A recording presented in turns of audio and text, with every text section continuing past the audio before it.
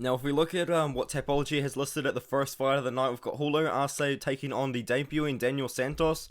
And to be honest with you guys, I'm actually a little bit confused with how long Daniel Santos has actually been signed to the UFC. Because he's making his debut, but he hasn't fought for 2 years and 3 months. And if you look at his record, this fight with Rani Sadeh, that was actually a Brave CF fight. So I'm assuming he got signed in 2021 or late 2021 to fight Timur Valiev, and then that fight fell through. Marcelo Rojo stepped in on short notice, and that fight fell through, and he just hasn't really found an opponent. So 6 months later, he's finally making that debut, but he hasn't fought since 2019. And to be fair, footage on him isn't the easiest to find, but if you do want to find something, I recommend just searching up his nickname. His nickname is Willy Cat. So if you just search up Willy Cat Santos, you can usually find a decent amount of information here. You got a highlight here. You've also got a full fight on the YouTube channel there, and also the ACB 80 fight, which I think happened before his loss. Yes, it did, against Dugvasa Astamarov. But anyway, what you can find out about Daniel Santos. Daniel Santos really does want to keep this fight on the feet, and he's got very fast hands. He's also got a decent kicking game as well. I think he's got a win with a spinning back kick, which is pretty impressive. But Julio Arce is not like the easiest debut to have coming up, man. Like Julio Arce, he may be 2-3 in his last 5, but you got to look at the level of competition this guy's been fighting. Song Yadong, which we now know is just so good. I think he's top 10 in the bantamweight division right now. Hakeem Dawodu split decision. That's not a bad loss. Shaman Moraes. He's also got a win over Daniel Tamer, Dan Ige as well, which is pretty. I mean, it's aging pretty well. Same as the win over Julian Arosa.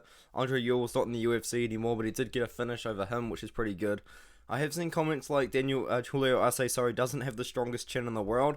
So if Daniel Santos is wanting to win this fight, I do think that he probably is going to have to try and find a finish, use the hands with the very fast hands. He's got decent power as well, 5 wins by KO.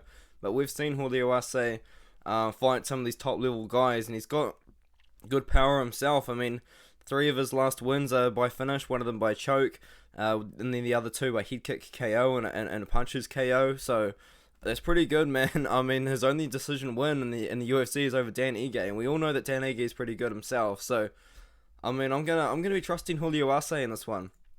His record 17-5 is still holding up pretty well. He is 2-3 in his last 5, but that level of competition is not really something you can ignore.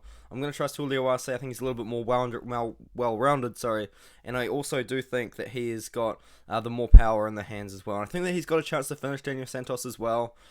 I'm going to say Julio Arce by... I really don't know a prop, man. He could submit Daniel Santos. I think that's probably his best chance to victory is by a submission. But we could see a finish in this one. Julio Arce decision is probably a pretty fair pick, but I wouldn't be propping him up. If you're betting him, bet him straight. But I wouldn't really recommend it. We haven't seen Santos fight in 2 years, and even then the footage on this guy is just not that... It's like not that easy to find, and then even then he could have made so many improvements because he's only 27 years old. He could have made a lot of improvements in those 2 years that he's had off. So it's a tough one to call. I'm going to be picking Julio Arce though. Minus 200 I think is a pretty good tag if he actually still is even at those odds. But I'm picking Julio Arce in this one.